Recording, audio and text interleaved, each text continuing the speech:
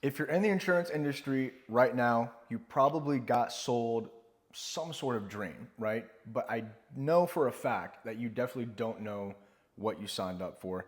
That's what we're going to talk about today. What's up, everybody? I'm head of marketing at BDL. Head of sales, BDL.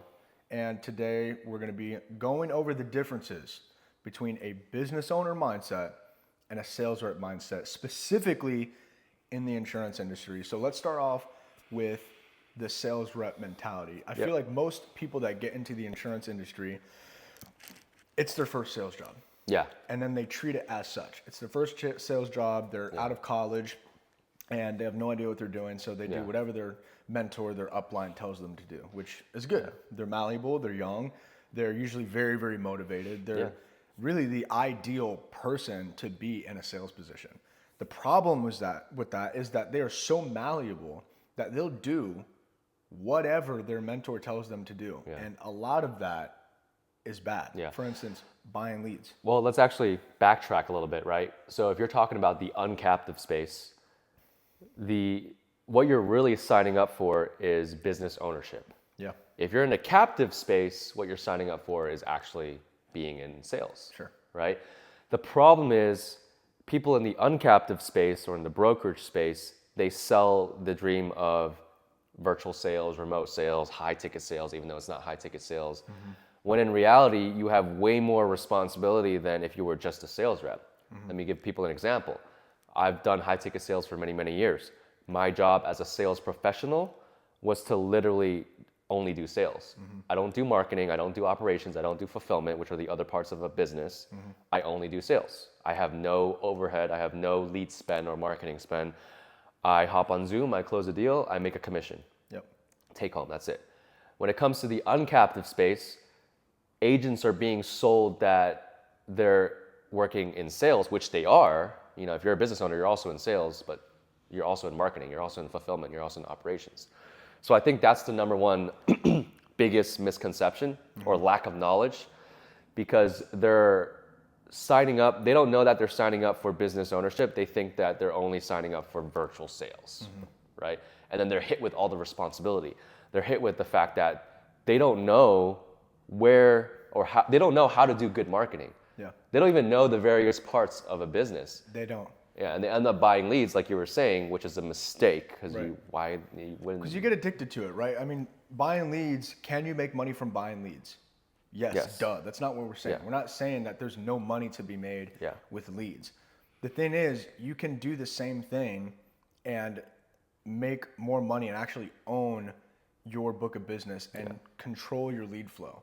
Because you have no control when you buy leads, and you're paying for overpriced leads that they're generating on Facebook Meta yourself. You can either learn how to do it yourself, you can hire an agency to do it for you. You're gonna have better results because you can control your inputs and therefore you control your outputs. You can't control your inputs with lead flow. We're buying leads. Therefore, you cannot control the quality of the lead and the outputs. The guy that I just did the call with that signed up for our program was a perfect example. He's 4 months into the industry, uncaptive space. He's spending like 3.5K to 4K a month on leads, on aged leads, which, by the way, that price point is around the same as working with us, right? And he was telling me his months are very inconsistent. 1 month he made 12K, another month he made 5K, and then 7K, and then 17K, right? A lot of up and down, and got a lot of chargebacks as well, which is why he was looking into something different. And I had to explain to him on the call, like everything we're talking about right now, how you're a business owner, man. Like, you need to have an established marketing department in your book of business. Otherwise, you're just gonna keep having this up and down and these chargebacks. You're never gonna own your lead flow. And at the end, it was just like a no-brainer. As long as he's willing to take his business seriously, right? Because I'll tell you this as well. A lot of agents, by the way, buying leads is convenient, right? One-click checkout on a website. You get a Google spreadsheet and you just fucking call it whenever you want, right? A lot of agents like that simplicity and that convenience. But that convenience comes at a cost. The chargebacks, the inconsistency, the lack of potential to scale, because you can't scale that. How much are you going to spend on these upmark profited leads? How long is that going to last? Right. So it's very important also to understand, if you're watching this and you're an insurance agent, like, how serious are you going to take this business? Because I feel like most people kind of just see this opportunity as like a make money on the side type of thing. Yeah. It's not.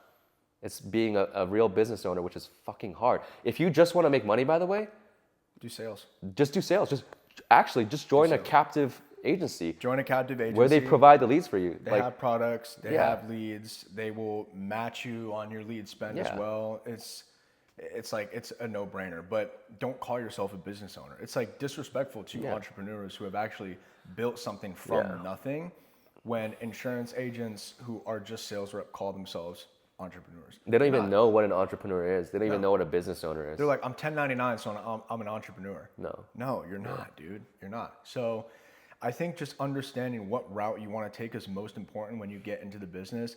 And I will say, like, we do give you guys a lot of grace because it's hard to figure that out. A lot of people that start insurance are young. They're young kids, right? In their early 20s.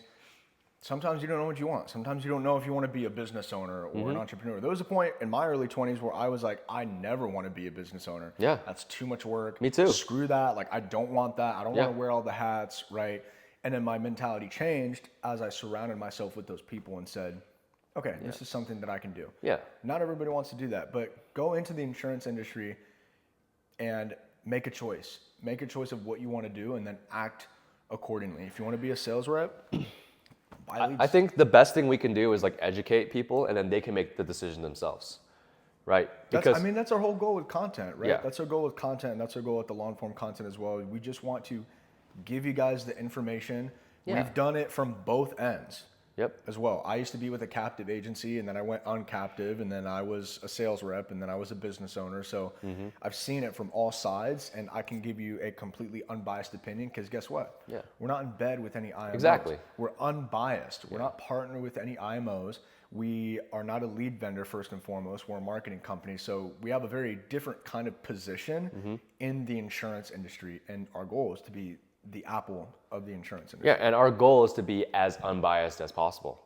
Like, we don't try to like poach any agents. We don't try to recruit anybody and send them to any IMO. We don't try to, like, we're completely unbiased. And going back to your point, I used to be a sales, it depends on like what you want, right? I used to be a sales rep, and I was making like 20, 30 grand a month take home commission. And I didn't give a fuck about being a business owner. Because prior to that, I was a business owner where my business was doing 30, 40K a month, but I was only taking home like 6 because of all the fucking expenses I had and the constant investing in myself, which is why I transitioned to being a full-time sales professional within a bigger company so that I can focus on getting myself out of debt and making a fuck ton of money. A lot of people I talk to, I feel like they just want to make money. Yeah. They don't care about being a business owner. It's okay. That's nothing wrong with that, bro. And it's like, I feel like also some people, because they don't understand the definitions, they want the label of entrepreneur or business owner. Bro, if you just want to make money, there's nothing wrong with that. And there's nothing wrong with being a sales rep. People take offense to it. They're like, oh, I'm not a sales rep. I'm not a sales rep. I'm 1099. I'm an entrepreneur. I'm a business owner. I was making 30K a month as a sales rep, bro. Yeah. I was balling. Who cares? Yeah, who the fuck cares? Oh, you're in sales? Yeah, I'm in sales making 30K. Who cares? Dude, I would eat at Fleming's Steakhouse every night, eating $100 tomahawk steaks. Like, I don't give a fuck. Yeah.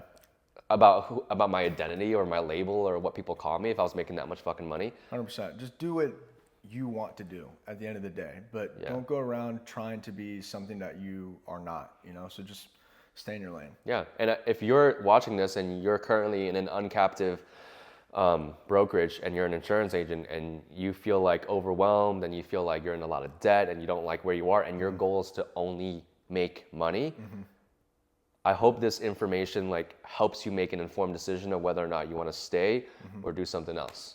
Because insurance is not the only vehicle, man. There's plenty of other sales jobs that, like actual sales jobs, not business owner opportunities, that you can make a lot of money in. Agreed. And just be careful. I feel like there is a lot of brainwashing that some IMOs do. Not all. There's like really great IMOs out there that actually care about their agents.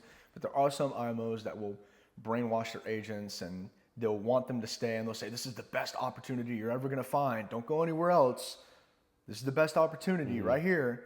And that's fear mongering. Don't let that stop you from, if insurance is not for you, go be a sales rep and you'll probably make more money. You'll probably be a lot less stressed because chargebacks are not as common. When he was selling fitness, you got like what? Like one chargeback a month? It was very rare. Very rare. Yeah, it wasn't like his whole paycheck was depleted. No. You know? Yeah. So just be very careful about the decision that you make and just figure out what you guys want to do.